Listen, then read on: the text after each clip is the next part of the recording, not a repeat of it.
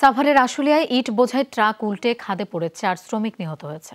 আহত একজনকে হাসপাতালে চিকিৎসা দেওয়া হচ্ছে।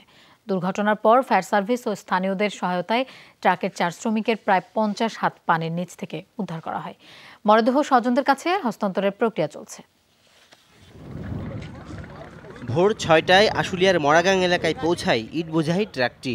হঠাৎ নিয়ন্ত্রণ হারিয়ে ট্রাকটি পার্শ্ববর্তী খাদে পড়ে যায়। নিমিষেই তলিয়ে যায় প্রায় 100 ফুট পানির নিচে।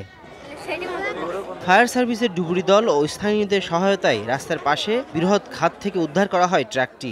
চালকের কেবিন থেকে উদ্ধার করা হয় 4টি মরদেহ। এই ঘটনায় আহত একজনকে হাসপাতালে চিকিৎসা দেওয়া হচ্ছে। গাড়ির ডাইনে আসটিকে রাস্তা সাইডে সামনের চাকা ডেবে গেছে, ডেবে যাওয়ার পরে গাড়ি ডিগবাজি খাইছে। ডিগবাজি খাওয়ার পরে দেখি গাড়িতে লোক ছিল, দেখি উপরে 2জন, ভিতরে কজন ছিল জানি না। উপরে ভালো করে আছে বাইরে, আর ভিতরটি মারা গেছে, ভিতরটি বাইরে পারে নাই। নিহতরা হলেন সহকারী চালক মুজাহিদ, হেলপার মোহাম্মদ শাহিন, আব্দুল কাদের ও আরিফ। পুলিশ জানিয়েছে ট্রাকটি চালাচ্ছিল এক হেলপার। তাদের মরদেহ পরিবারের কাছে হস্তান্তরের প্রক্রিয়া চলছে। ট্রাকের ড্রাইভার এবং মালিক পক্ষ যারা আছে, এদের যদি কোনো গাফিলতি থেকে থাকে তাহলে এদের বিরুদ্ধে আইনগত ব্যবস্থা নেওয়া হবে। দুর্ঘটনা এখানে রাস্তা সরু রাস্তা, কাঁচা রাস্তা, ভোরবেলা আমার মনে হয় হয়তো ট্রাক নিয়ন্ত্রণ হারিয়েই পড়ে গেছে খাদে।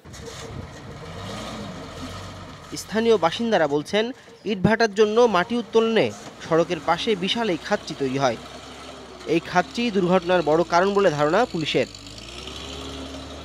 আনিস রহমান, যমুনা নিউজ, আশুলিয়া।